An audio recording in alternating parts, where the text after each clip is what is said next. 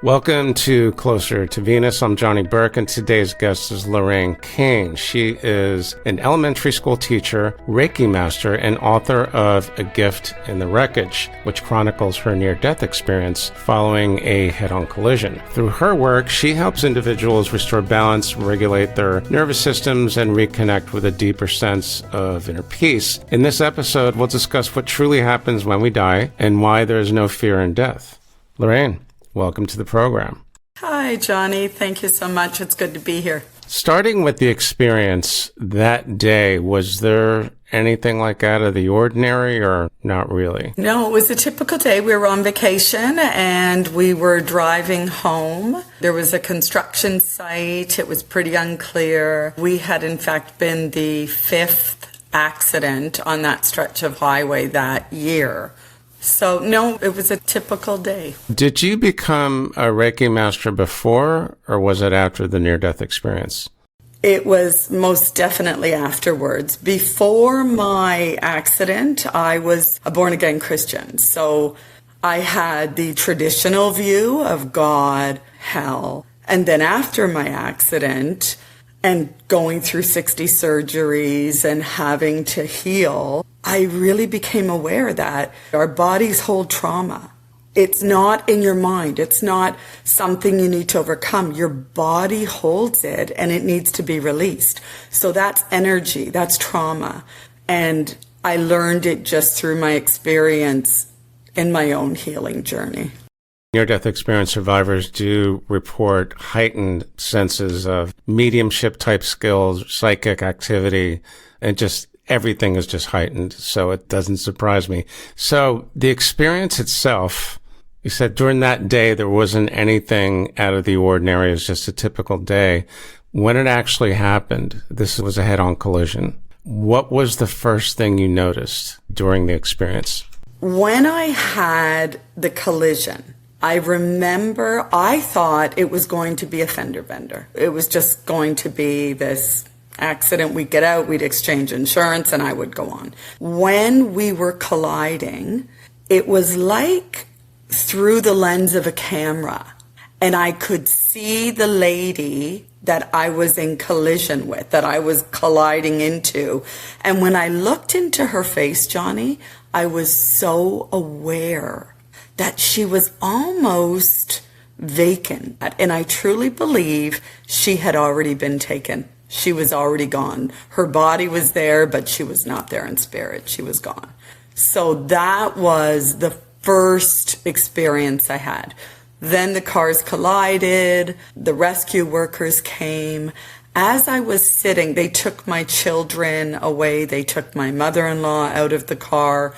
I was trapped in the car, so they were using the jaws of life to cut me out of the car. As I was sitting in the car, I remember watching the rescue workers, and it was really, really noisy, the metal and the grinding, and it was extremely scary. I was terrified.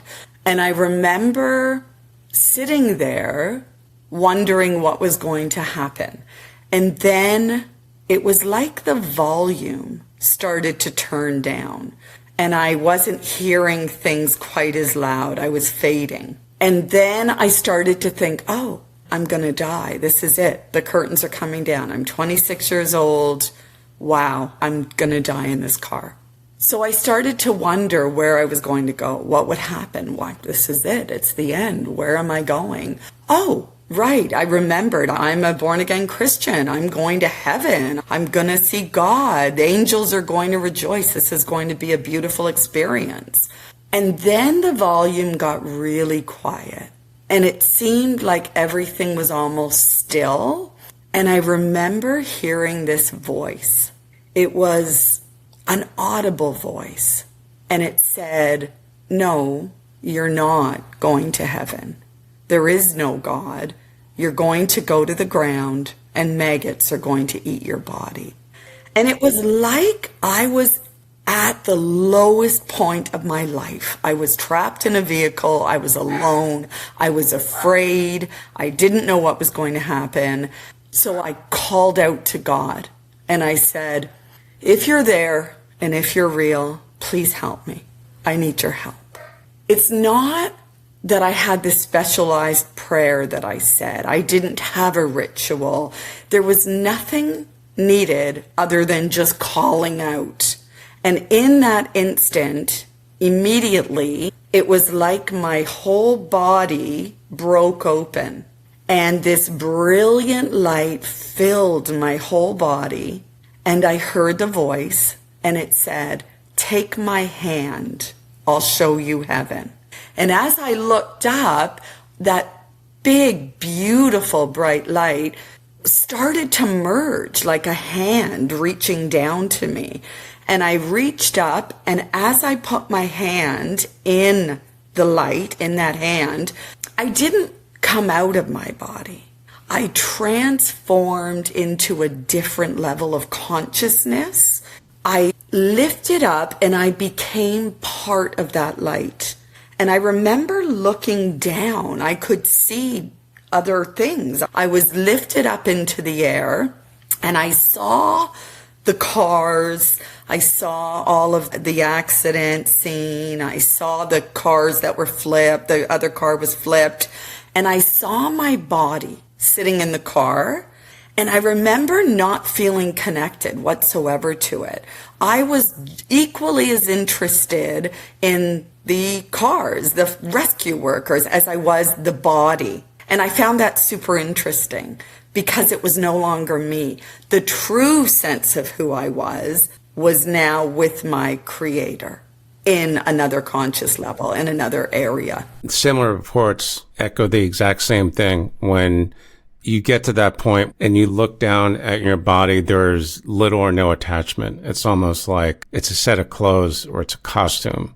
So at that point, you were taken out of the car. Did you then go to the hospital? What was the next thing that happened? So what happened was when I was up into the next level of consciousness, what I noticed immediately was that we didn't use words.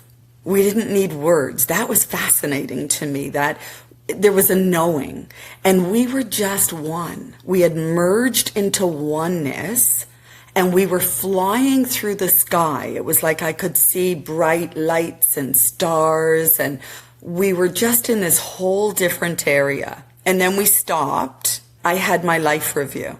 So as I stood in that space, I was shown things in my life where I had made the wrong choice. There was a better choice to be made.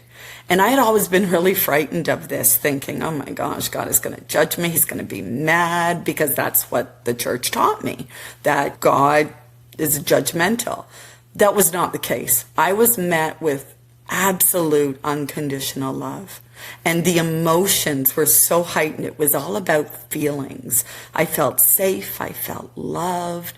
This amazing unconditional love, a warmth, a knowing, a sense of just being at home. I was home.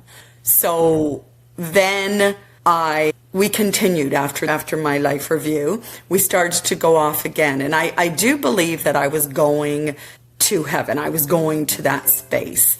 I wanted to try and get a connection between the timing of the life review and when you were in the hospital and you flatlined. Did that happen after you remember the life review, or was it about the same time? How did that happen?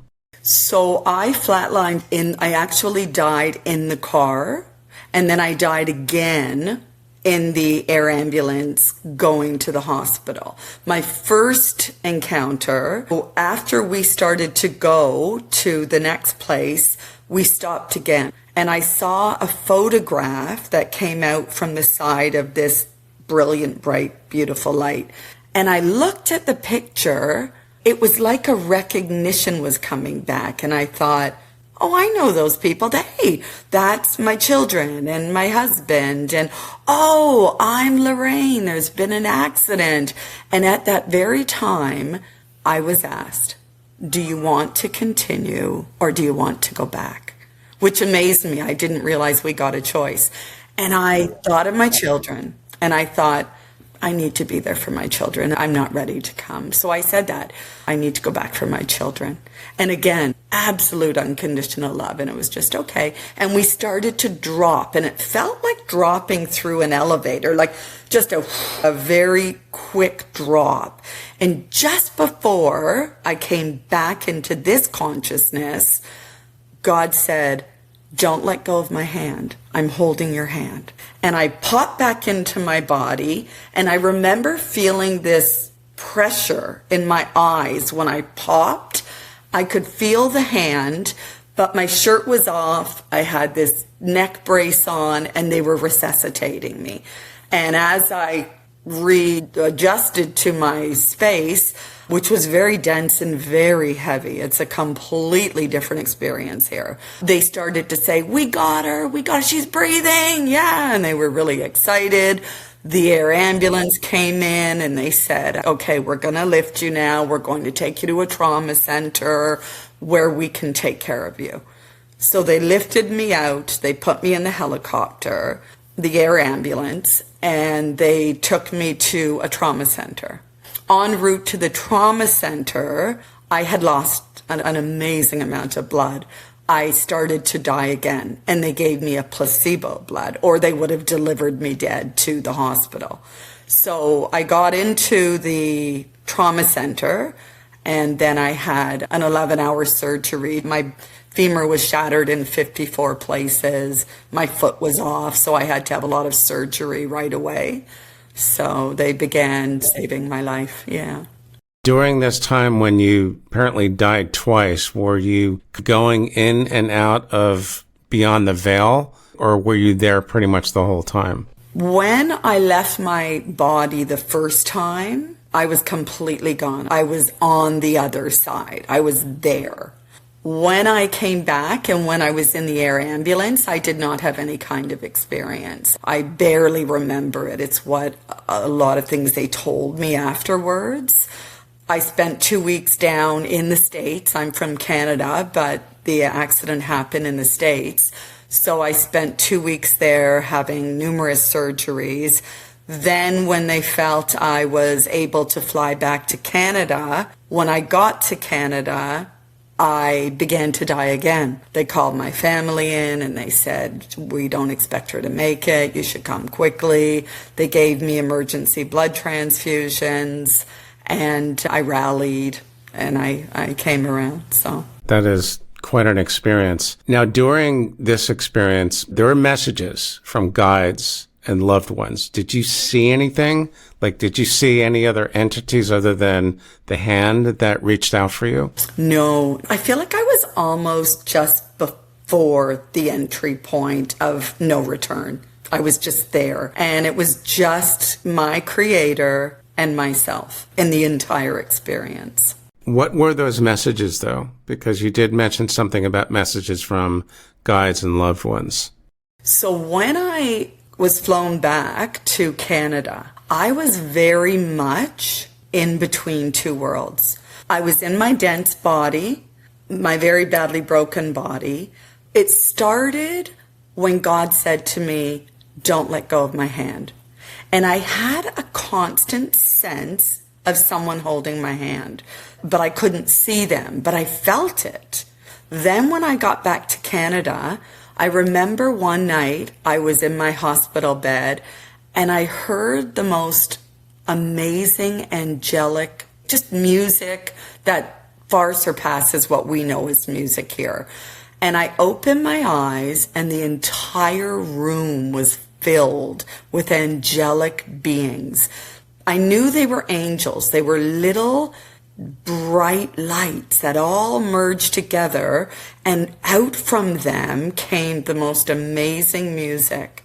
And it was just not from this world. And then that continued. So that was my experience. And then I started to I would ask, what should I do? I had to make a decision. Do I have a surgery in West Virginia, or do I come home to Canada to have my face reconstructed? And I didn't know what to do. And I said, God, what do I do? And it was as clear as day. Don't go home. You have the surgery here. And that continued through my entire hospital stay. So for about 3 months, I was living in between two worlds. I just had... It was, people joke about having a hotline to heaven or a hotline to God. God was my companion. He carried me through that time. And it wasn't until I went home and I started healing a little bit more, that I didn't hear God the same way. I was coming back to this realm fully. Now, when you say you had a connection to God, could that have maybe been a spirit guide or something else? Or how did you really know it was the God, or Jesus for that matter? That's an excellent question, Johnny, because it really is relative to our programming and how we believe, right? I was a born-again Christian, so a lot of people that are born-again Christians will see Jesus or will see something along that vein. I didn't see any of that. I believed it was God. Now, fast forward 31 years, I communicate with my angels and guides. I have a whole team. We all have teams, I believe, that are here leading and guiding us. But it's not the same for me as it was right after my accident. That felt like a direct phone line, and it was very clear, and I didn't have to put forth any effort. I just asked the question and the answers came. Now I need to spend the time. I need to ground myself. I need to connect. So there's many resources I use now that I didn't have to use back then. Okay. Let's talk about the angels and the guides going forward after the experience. Did you experience any direct messages? Did you see them at all, or did you just know it was there? What was the communication like? Are you asking me about my communication currently with my guides? And so now for me, I have direction all the time. My first experience with the angelic realm was I was about 4 years old, and I remember walking out of my room down a hallway, and there was that beautiful light. It was a female presence. I believe she was an angel. She was sitting on this radiator and said hello to me. And I wasn't afraid. I said hello. And she said, I want you to know we're always with you and everything is going to work out. That was my very first encounter. I never told anybody about it. I didn't really think a lot about it. I just remember back to what my first experience was, and that's it. So then I became a born-again Christian. I got into drugs as a teenager. I had a very, very difficult life. A lot of my friends passed away from drug overdoses. It was a hard time. And I really wanted to know more about this God. And I wanted to know, where are my friends going? And I became a born-again Christian. And I had a radical transformation then. I stopped drugs instantly. I started reading the Bible. I started going to church. I was reading the Bible up to 6 hours a day. I was very religious. And then when my accident, my faith changed. I no longer believed the way I used to believe. I had experienced God, and it wasn't a distant God that somewhere when you die you get to meet him. None of that felt real anymore. It felt to me like God is meant to be experienced here and now. And I think that when my journey started, it was about 6 years ago. And I went for a Reiki treatment, and the lady asked me if I wanted to do past life regressions. Well, at this time, I wasn't even sure I believed in reincarnation. So I was open, though, and I said, okay. So we started to do some hypnosis work, and I met 2 of my past life characters, which was absolutely incredible to me. And that is what started my journey. That's what allowed me to tap into that different consciousness. I think it's important that you mentioned that you had an angelic experience. You actually saw one. So fast forward to after the accident, you're getting guidance from spirit guides and angels. Was any of that verbal, or was it telepathic? How did that work? I was telling you about that, where I went and I had that past life regression experience. When I was sitting there, afterwards, we were talking about it, and I was really trying to understand it. And as she was explaining it to me, Johnny, I saw this orb on the wall, this light just moving. And I thought it was my glasses, it was my jewelry. So I started to try and identify it, and it was jumping all around the room. And I said to the lady, do you see what I'm seeing? What is happening right now? And I started to wonder if she was playing tricks on me, if it was something she was doing. So I was like, this is really weird. So she said, oh my goodness, I thought it was jewelry, but it's not. And we began to investigate. And the more we focused on it, the more erratic it became. It started moving. I had 6 sessions with this lady, and every single session, that orb showed up. My last session, it didn't even wait till I was in the room. It went out to the front hallway, and there were other clients there, and they saw it. And they were like, what is going on? Everybody was really kind of up in awe, like amazed by this light. It's happened to me 3 times since then. I've had so many experiences of loved ones from the other side coming through, giving me messages for people.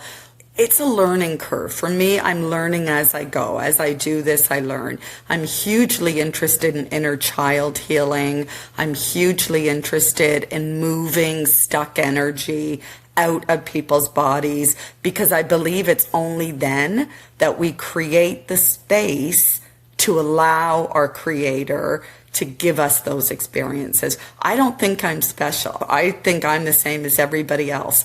You can do it. Anybody can experience this. It's just about creating that space, getting rid of all of your old programming. The fear is the biggest thing that keeps us away from experiencing all these beautiful, magical things we can experience here on Earth. Okay, the messages that you were getting, albeit for other people, well, it sounds like mediumship, and that goes back to what many of us have heard from near-death experience survivors, is that they now have abilities that they didn't have before. Absolutely, it's true. You might not position yourself as a medium, but if those souls are coming through, that's pretty much the classic definition. So we can see how that experience had a huge impact on your life. It changed your outlook on religion. It inspired you to get involved in Reiki, and from there, you discovered 2 of your past lives. So in sum, what are the most important things that you've learned from the experience altogether? Wow, that's so good. I view the Earth almost like a video game. We're here, we can level up. Some people do, some people don't. I think that there are a lot of traps here in this world that will prevent us from experiencing those things. Look at our world right now. There is a lot of people out there that are living in constant fear. Every time we turn on the news, there's fear. It's fear-based.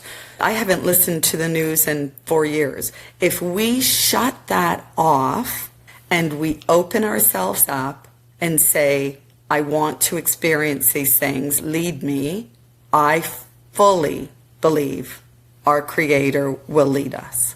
So when I started doing Reiki, it was just about healing the body, because I have had so much healing. And I knew in my own experience, my body was remembering the pain. Even though I was healed, my body held on to that trauma.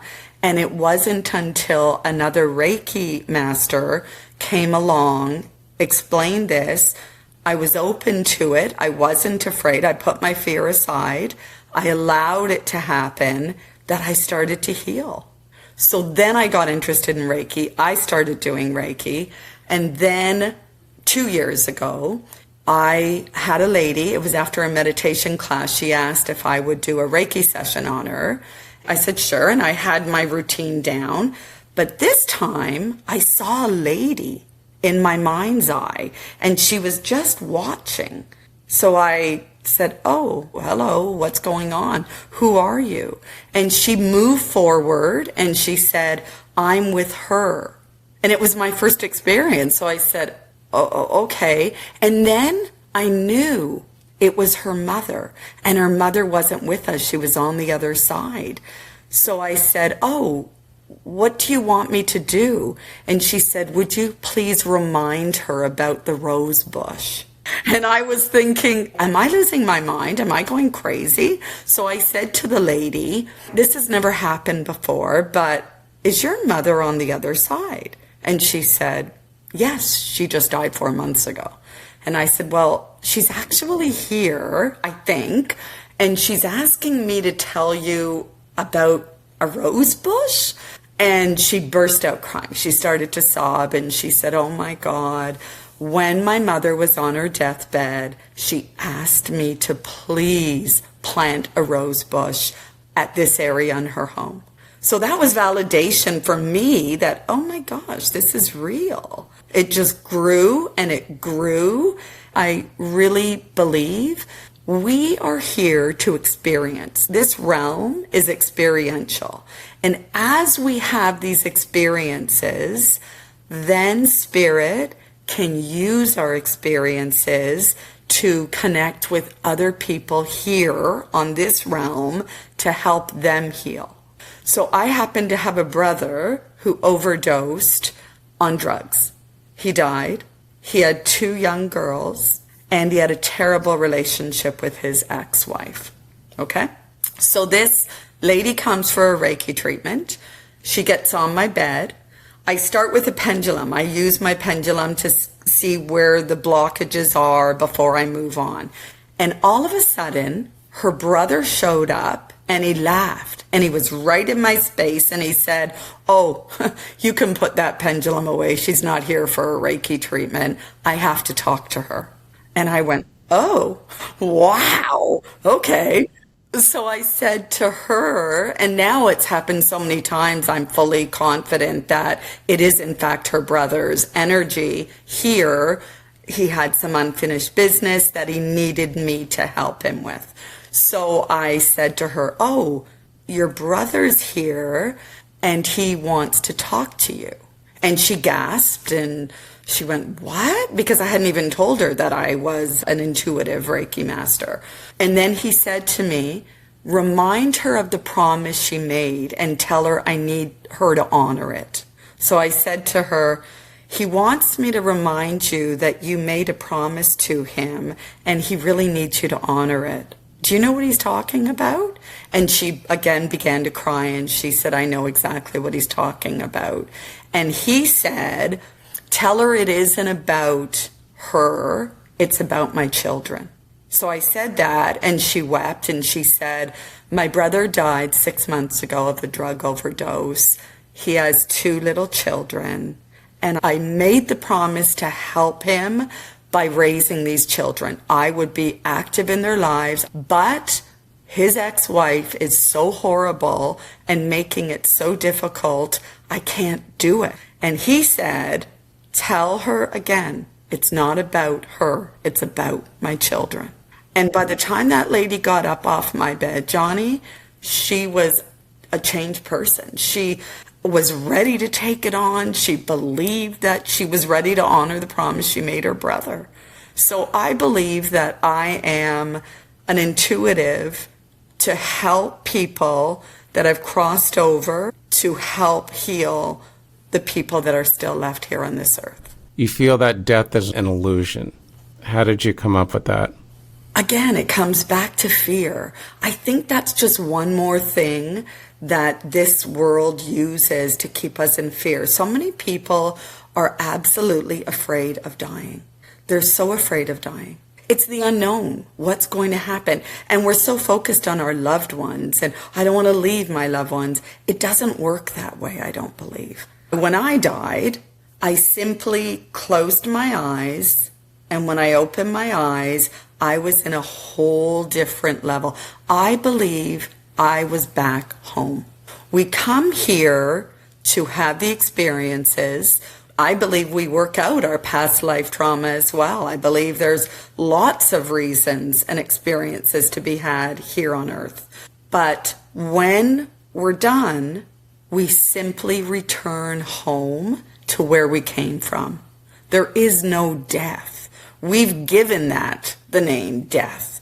We're not dying. If anything, we're waking up. Here, we forget who we are. We forget the power that we have here on this earth. We forget where we came from. But we can remember those things, and we can wake up here and now as we surrender the fear and create the space to allow, even from a curiosity. I'm just curious about it. Show me. Like you say, death is an illusion because we come here to learn, as Earth is a school, as we have all been told many times. Then we go back home, which also reinforces the belief that we are eternal souls. Lorraine, thanks for joining us today. You've had some life-changing experiences, and I also think that your experiences are going to make a lot of people run out and get Reiki treatments as well. I hope they do. In the meantime, how can our listeners find you online? I run a wellness center in Ontario, Canada. It's called Riverview Wellness Center. You can reach me at riverviewkayaking.ca. I'm on Facebook. I'm on Instagram, Lorraine Kane. You've been listening to Closer to Venus. I'm Johnny Burke. If you enjoyed tonight's episode, please consider subscribing. In the meantime, you can find more info on closertovenus.com. Thanks again for tuning in, and we'll see you next time.